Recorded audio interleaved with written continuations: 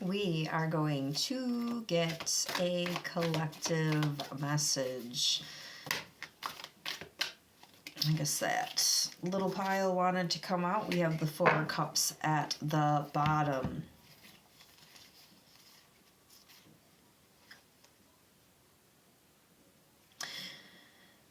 We're going to get into some crystal energies, but with this here, we have the High Priestess, we have the Eight of Cups, we have the Page of Swords, and Nine of Pentacles.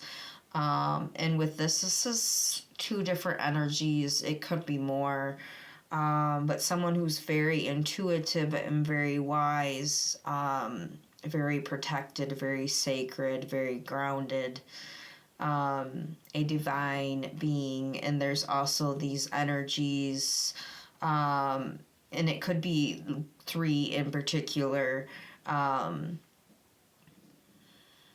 masculine and feminine, but crying, writing things, there's messages, there's a lot of hiding of things, a lot of trying to get stories straight. It is also people feeling a lot of weight, like the pressure on the chest as well. There is also for you this connection, and for some it's just a waiting game. It's like they're just sitting around waiting for the time that they know is coming. And then it's also your energy of reflecting and balancing things out, using your key to move forward, to open up the doors for you, to keep you out of the non-stagnancy, to allow yourself to move forward.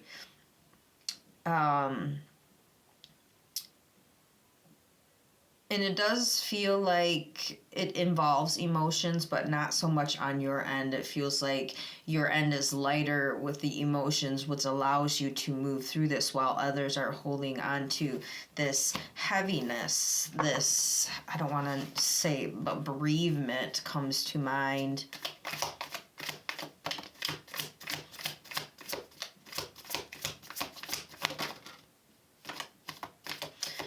Page of Pentacles, and this does have to do with finances. This does have to do with judgment coming forth.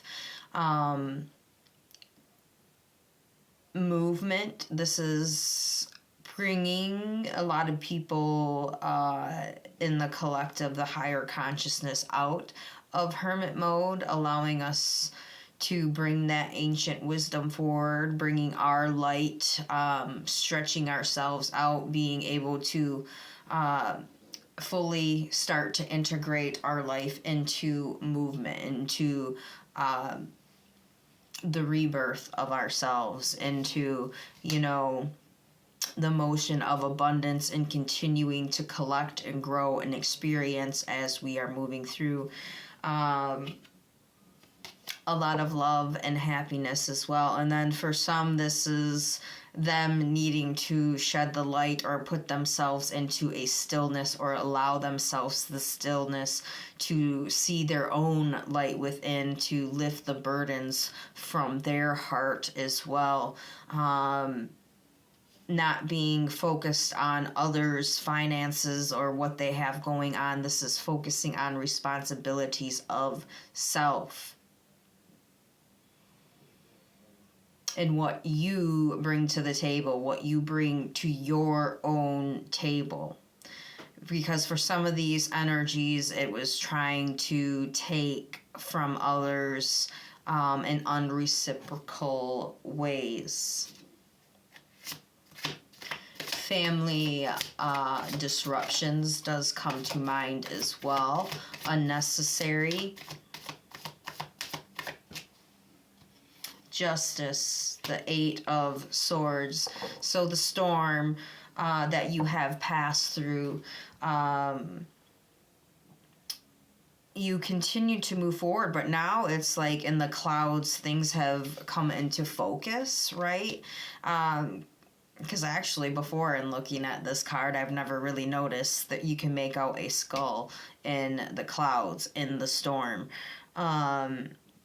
And it's really having your boundaries up, trusting in yourself, and knowing you have this protection, this guidance that has already been laid out in front of you. You already know how this will unfold, and you know that you will respond accordingly in the highest order.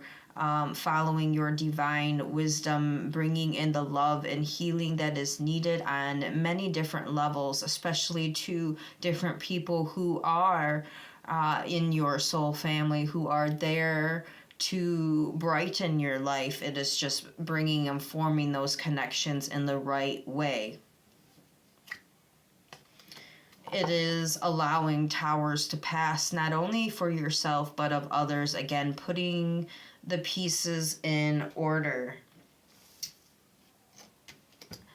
I want to talk about lapis lazuli, the crystal. With this stone, very beautiful stones, all of these that I have, the lepidolite, prehnite, and larimar. But with lapis, it brings balance, this beautiful color of blue and the golds and the silvers and the whites. It's magnificent, right? When you look at them, harmonizing your mental, emotional, spiritual, and physical selves, putting things in order, all of ourself in order. It brings inner peace. When used in meditation, this does work with the third eye. It allows you to see inside of yourself, and you will see the real you. It is very good for protection as well, connecting to the spiritual realm. With the lepidolite, does work with the crown really nice. It is a stone of transition and change with this purple color. It has strong vibrations that quickly activate the heart chakra and the third eye. It can help you transition away from your sadness and lift you up when it's strong, with its strong celestial energy. Also, if you put it under your pillow, it does help with insomnia. So you are starting to sleep better. You're starting to remember your dreams more, or they're still really active, but they're not as overactive as what they were not too long ago, right? Like the last 2 weeks. You're still receiving messages, but you're in this more peaceful state because things have balanced out and transitioned and flowed, and all that energy that was directed toward you that was not for you has been directed back and flowed back to where it belongs. The Larimar is a mixture of sky and sea. This stone, very, very beautiful, especially tuned in for women, the feminine energy. And I very much verify that. It's very, very nice. Apatite, the blue apatite, I could be saying that wrong, is very nice too. It helps you restore your connection to the earth goddess and bestows energy of the sky and sea. It gives comfort.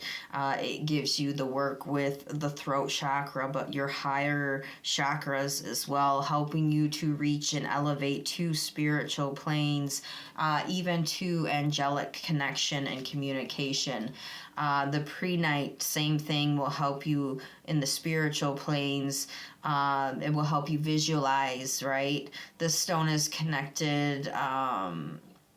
When you are deep in meditation, it touches your third eye. It really helps you access the points in which you need to look at, the points of interest, the points of direct or pinpointed accuracy to the areas in which we are working on mistakes of the past, right? Moving on past them, how we are achieving our goals, how we are accepting ourselves, life coaching ourselves, right? Having that confidence, having that abundance flow, bringing that positive mindset because the spring is coming. You've already felt the shift. It's like winter the earth goddess was laying her out bare, and she's putting that blanket back on, and she's restoring herself to her vitality, ready to go in the spring, ready to bounce back from anything.